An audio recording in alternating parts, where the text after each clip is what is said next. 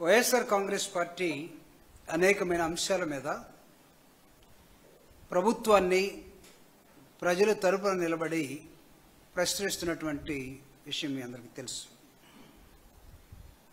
మరీ ప్రత్యక్షంగా ఈ మధ్యకాలంలో చూసినప్పుడు జగన్మోహన్ రెడ్డి గారు చెప్పినట్టుగా ఈ రాష్ట్రంలో పరిపాలన ఉందా అనే ఈ అనుమానం రాష్ట్ర ప్రజలతో పాటు తెలుగుదేశం పార్టీలో ఉన్న వాళ్ళకు కూడా ఎమ్మెల్యేలు కూడా వచ్చిందనేది నేను ఒక అతను చెప్తా ఉన్నాడు.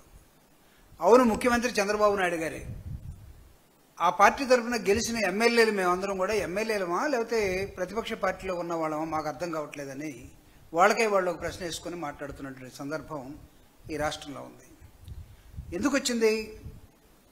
ప్రభుత్వం అనేది ఏర్పడిన తర్వాత ప్రజలకి బాధ్యత వహిస్తూ అనేకమైన అంశాల్లో దాదాపు 48 డిపార్ట్మెంట్స్ ఉంటాయి రాష్ట్రంలో. వీటన్నిటిని అడ్రస్ చేస్తూ ముందుకెళ్లాల్సినటువంటి ప్రభుత్వం అదేదో తనికెళ్ల భరణి అన్నట్టుగా నానెందుకో వెనకబడ్డాడు అని. అన్ని విషయాల్లో నాన్న ముందుంటాడు, కానీ ఇప్పుడు ఎందుకో నాన్న వెనకబడ్డాడట. పాపం చంద్రబాబు నాయుడు గారు అన్ని చేస్తాడు అనుకున్న నేపథ్యం నుంచి పాపం ఆయన ఎందుకో వెనకబడ్డాడు అనే కాకుండా ఆయన ఇక్కడ కనపడటం లేదు, ఆయన కొడుకు ఇక్కడ కనపడటం లేదు. మామూలుగా కనపడే 3 బొమ్మల్లో ఒక బొమ్మే మొన్న భీమవరం నుంచి మాట్లాడింది, మిగతా 2 బొమ్మలు ఇక్కడ లేవు. ఏమైంది? ఈ రాష్ట్రంలో అడ్మినిస్ట్రేషన్లో ఏమైంది? ఇది సామాన్య ప్రజల తరపున వైఎస్ఆర్ కాంగ్రెస్ పార్టీ అడుగుతున్నటువంటి ఒక ప్రశ్న. నిజంగా నేను కూడా ఫీల్ అవుతున్నాను. చాలా మందికి వచ్చినట్టుగానే ఈ రాష్ట్రంలో ప్రభుత్వం అనేది సరైనటువంటి గాడిలో ఉందా? ఉంటే తెలుగుదేశం పార్టీలో ఎమ్మెల్యేనే నేను ఎలక్షన్ నిలబడేటప్పుడు ఒక ఎంపీకి 5 కోట్లు ఇచ్చాను. 5 కోట్లు ఎలా ఇచ్చానంటే బ్యాంకు ద్వారా ఇంత, ఇంకొక ద్వారా ఇంత అని అతను లెక్కలు చెప్తా ఉన్నాడు. గెలిచిన ఎంపీ మొత్తం ఇసుక మీద పడి వ్యాపారం చేస్తున్నాడు, న్యాచురల్ రిసోర్సెస్ మొత్తం కూడా నాశనం చేస్తున్నాడని తెలుగుదేశం పార్టీలోనే ఈరోజు వాళ్ళకే వాళ్ళు ప్రశ్నించుకొని సమాధానం చెప్పే దశలోకి వెళ్ళిపోయారు. వైఎస్ఆర్ కాంగ్రెస్ పార్టీ అదే ప్రశ్నిస్తూ ఉంది, కానీ వైఎస్ఆర్ కాంగ్రెస్ పార్టీని బుకాయిస్తున్నారు. పాపం ఇక్కడ జరుగుతున్న అంశాలకి దుబాయ్ నుంచి ఒకరు, ఆస్ట్రేలియా నుంచి ఒకరు తండ్రి కొడుకులు పోటీపడి బుకాయించాలని చూసినా ఎక్కడ ఏమాత్రం ఏ ఎమ్మెల్యే ఆగటం లేదు. ఒక ఎమ్మెల్యే అయితే మెడికల్ కాలేజీ కట్టడం అంత ఈజీ అనుకున్నారా అని మంత్రిగా ఉన్నటువంటి ఒక మంత్రి, ఎమ్మెల్యే కమ్ మినిస్టర్, అంటే మెడికల్ కాలేజీలు ఎలా కడతారో వైఎస్ఆర్ కాంగ్రెస్ పార్టీ గత 5 సంవత్సరాల్లో కరోనా ఉన్నప్పటికీ అనేకమైన ఇబ్బందులు ఉన్నప్పటికీ 17 మెడికల్ కాలేజెస్ని ఎలా తీసుకొచ్చి ఎలా స్టార్ట్ చేసిందో, ఎలా కొన్నింటిని కంప్లీట్ చేసిందో కనపడటం లేదా? ఇంకొక మంత్రి అంటాడు ప్రతి దానికి మమ్మల్ని అడుగుతారు. ఎవరిని అడగాల బాయ్? జనాలు ఎవరిని అడగాలి? You people are designated like ministers. You have been designated to do administration. ఎవరిని అడగాలి మిమ్మల్ని కాక? అంటే అసలు మీరు అడ్మినిస్ట్రేషన్ తెలిసి మాట్లాడుతున్నారా, తెలియకుండా మాట్లాడుతున్నారా? సంపద సృష్టిస్తాం అన్నటువంటి చంద్రబాబు నాయుడు గారు అదేదో దుబాయ్లో ఉందట, లేకపోతే ఇంకో చోట ఉందట, అడగబరిగెత్తున్నాడు. ఇక్కడ కాదు సృష్టించడం. Now people are thinking, Andhra Pradesh ప్రజలు అనుకుంటా ఉన్నారు సంపద సృష్టించడం అంటే ఇక్కడేమన్నా చేస్తాడు అనుకున్నాం కదా, ఇదేంటి ఆయన అటు పరిగెత్తున్నాడు ఇటు పరిగెత్తున్నాడు, ఇక్కడ కాలు నిలబట్లేదే, ఇక్కడేమో ఎవరికి ఏం సమాధానం చెప్పాలో అర్థం కాకుండా గందరగోళం. అందుకే రాష్ట్ర ప్రభుత్వ అడ్మినిస్ట్రేషన్ ఈరోజు గాలికి వదిలేసి తిరుగుతున్నటువంటి సందిగ్ధ వ్యవస్థలో ఒక విధంగా చెప్పాలంటే డర్టీయెస్ట్ పరిపాలన, ది వరస్ట్ అడ్మినిస్ట్రేషన్. వాళ్ళు కంపేర్ చేయండి. చంద్రబాబు నాయుడు గారు 1994, 95 నుంచి 99, లేకపోతే 2014, 2024 వచ్చి ఉండొచ్చేమో. Please try to compare the level of administration that time and this time. What is happening? మీ చేతుల్లో ఏమి లేదు చంద్రబాబు నాయుడు గారు, మీ చేతుల్లో ఏమి లేదు. ఈరోజు ఈ రాష్ట్ర ప్రజల్ని గాలికి వదిలేసి రైతులు తుఫాన్లో విలువెల్లాడుతూ ఉన్నారు. రైతుల గురించి మాట్లాడే దిక్కులేనటువంటి రాష్ట్ర ప్రభుత్వం ఈరోజు కనపడుతూ ఉంది. Nobody is addressing pageants. రైతుల గురించి, రైతాంగాన్ని గురించి, పంట నష్టాల గురించి, వాళ్ళ దిగుబడుల గురించి, మార్కెట్ రేట్ల గురించి ఈ రాష్ట్రంలో మాట్లాడటానికి మంత్రి కరువయ్యాడు, ప్రభుత్వం కరువైపోయింది, రైతాంగాన్ని వదిలేశారు. రైతాంగాన్ని వదిలేసి మీరు ఎక్కడ పెట్టుబడుల కోసం ఎక్కడ తిరుగుతున్నారు అంటే రైతును మీరు ఏ విధంగా భావిస్తూ ఉన్నారు? ముఖ్యం కాదా? ఒక పక్క విలువలాడుతున్నటువంటి రైతు అనేకమైన అంశాల్లో, కానీ రైతుకు మీరేం చెప్పారు? జగన్మోహన్ రెడ్డి గారు నిర్మించినటువంటి ఆర్బీకే సెంటర్లు కానీ, జగన్మోహన్ రెడ్డి గారు రైతుకి ఇచ్చినటువంటి స్థిరీకరణ నిధులు కానీ వాటిని తలకి మించినట్టుగా ఇంకా అద్భుతంగా పనిచేస్తామని చెప్పారు. But where is it? What you people are doing now? This is the $1 million question now ప్రజలు అడుగుతూ ఉన్నారు. సో నేను ఈరోజు ప్రశ్నిస్తా ఉన్నా, are you doing really administration or not? మీరు పొలిటికల్ అడ్మినిస్ట్రేషన్ అడుగుతా ఉన్నారు through red book. Red book ఇంతకుముందు ప్రజలు అనుకున్నారు వైఎస్ఆర్ కాంగ్రెస్ పార్టీ వాళ్ళ పేర్లు రాసుకొని వాళ్ళని శిక్షించడం కోసం రెడ్ బుక్ అనేదాన్ని ఒకదాన్ని చూపిస్తున్నారేమో అనుకున్నారు. కానీ రెడ్ బుక్ అనేది తన పార్టీలోనే తన ప్రజల మీదనే ప్రయోగించే దశలోకి ఈరోజు రెడ్ బుక్ వెళ్ళిపోయిందని ఈరోజు తెలుగుదేశాన్ని కూటమిని గెలిపించినట్టు ప్రజలు అనుకుంటూ ఉన్నారు. అంటే మీరు ప్రభుత్వాన్ని, పరిపాలనని, ప్రజల్ని, రాష్ట్రాన్ని గాలికి వదిలేసినటువంటి నేపథ్యం, ఎన్నికల సమయంలో మీరు చెప్పినటువంటి అనేకమైన ప్రామిసెస్ ని ఈ రెండింటిని చూస్తే దేర్ ఇస్ నో ఎక్కడ కంపారిజన్ అనేది కనపడటం లేదు. కాబట్టి the worst administration is going in Andhra Pradesh. మీరు ప్రపంచవ్యాప్తంగా వెళ్ళిపోయి చెప్పొచ్చేమో, రండి మీరు ఆంధ్రప్రదేశ్కి రండి, మీకు మొత్తం ఇచ్చేస్తామని అనొచ్చేమో. కానీ అక్కడ వాడు ఆలోచిస్తూ ఉన్నాడు, అక్కడ వాడు ఇక్కడ కనుక్కుంటూ ఉన్నాడు, అక్కడ వాడు వీళ్ళతో మాట్లాడుతూ ఉన్నాడు. Is it really happening in Andhra Pradesh? No అనే సమాధానం వస్తూ ఉంది. సీ ఫర్ ఎగ్జాంపుల్ డాక్టర్స్, వైద్య కళాశాలలు మాత్రమే కాదు, హాస్పిటల్స్ మాత్రమే కాదు, ఈరోజు డాక్టర్స్ కూడా రోడ్డు మీదకి వచ్చేసి మా జీతాలు ఏమైనా అని అడుగుతూ ఉన్నారు. హాస్పిటల్స్లో కనీసం దూది కూడా దొరకనటువంటి పరిస్థితి ఈరోజు ఆంధ్రప్రదేశ్లో ఏర్పడింది. So no exaggeration in my speech my dear listeners. నేను చెప్తున్నది ఈరోజు ఆంధ్రప్రదేశ్లో జరుగుతున్నటువంటి ఘటనల్ని, పరిపాలనని మీ కళ్ళ ముందు ఉంచడం కోసం నేను ఒక ప్రయత్నం చేస్తూ ఉన్నాను. There is no exaggeration. Even hospitals లో కనీసం దూది కూడా లేదు. ఇంజక్షన్ వేసిన తర్వాత ఆ నొప్పికో రక్తానికో రాకుండా ఇక్కడ పెట్టుకోవడానికి దూది కూడా లేనట్టు పరిస్థితి వచ్చేసింది. గవర్నమెంట్ డాక్టర్స్ వేల మంది ఉన్నారు. వీళ్ళు ఎక్కడ పనిచేస్తున్నారో, ఏం చేస్తున్నారో ప్రభుత్వం ఆధీనంలో లేదట.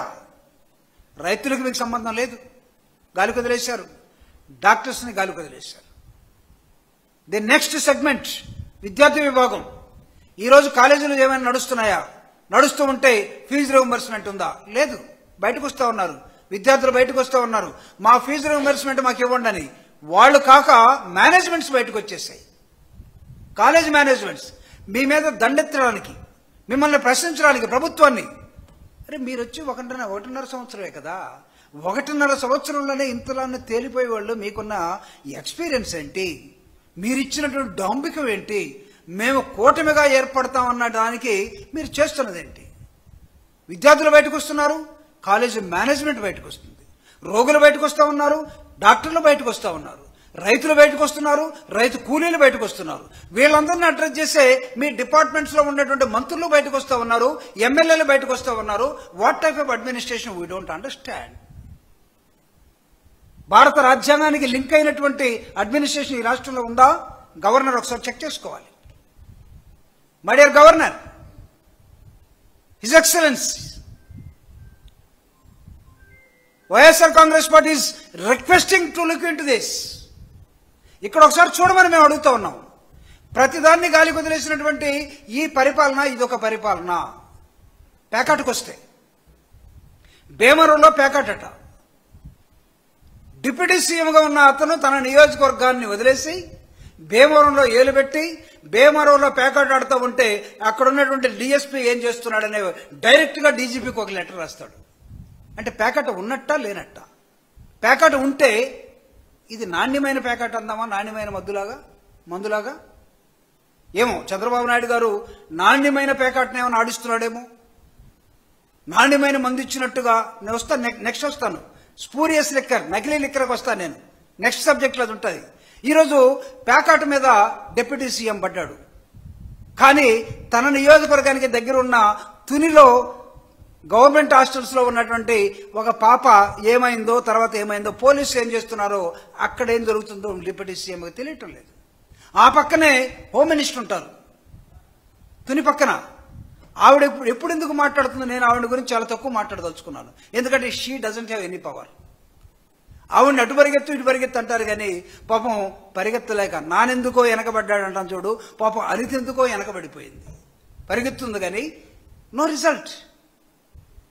తునిలో ఒక ముసలాయన ఒక పాపని ఇచ్చేసాడని కాల్చిపడేశారు, లేకపోతే చంపేశారు అనేది ప్రజలు అనుకుంటున్నారు. కానీ కందుకూరులో ఒక ఫ్యామిలీని కారు పెట్టి తొక్కిస్తే భూమినిచ్చి డబ్బులిచ్చి వాళ్ళని బుజ్జగిస్తున్నారు. కులం రాజ్యం ఏలుతుందా? ఆర్థిక వ్యవస్థ రాజ్యం ఏలుతుందా? అధికార మతంతో, కూటమిలో ఉన్న అధికారంతో అధికారాన్ని చెలాయించే కులం కార్డు ముందుకు వస్తుందా? పవన్ కళ్యాణ్ ఈరోజు ప్యాకెట్ గురించి మాట్లాడుతూ ఉన్నాడు. The honourable deputy speaker Raghuramakrishnaraju గారు, ఆయన మా దగ్గర ఇది సర్వసాధారణమే my dear Pawan Kalyan, don't try to tinker it అని చెప్తున్నాడు ఆయన. అరే భీమవరంలో సర్వసాధారణమైన ప్యాకెట్ను గురించి పవన్ కళ్యాణ్ క్వశ్చన్ చేస్తే, డీజీపీకి లెటర్ రాస్తే సమాధానం లేదు. ముఖ్యమంత్రి ఉన్నట్ట, డిఫాక్టో షాడో ముఖ్యమంత్రి ఉన్నట్ట, లేకపోతే డిప్యూటీ సీఎం మాట్లాడినా ఎవడు పట్టించుకోడా? డిప్యూటీ సీఎం మాట్లాడితే డిప్యూటీ స్పీకర్ లైన్లోకి వస్తాడు. ఇది మా దగ్గర సర్వసాధారణమే. కోడికి కత్తి కట్టదని, కత్తి కట్టమని సుప్రీంకోర్టు దగ్గరికి వెళ్ళి ఆర్డర్ తీసుకొచ్చినటువంటి నేను మాట్లాడుతున్న మా ఉండిలో, భీమవరంలో ఇది సర్వసాధారణం. పేకాట ఆంధ్రప్రదేశ్లో సర్వసాధారణం అయిపోతే ముఖ్యమంత్రి ప్రకటించవయ్యా.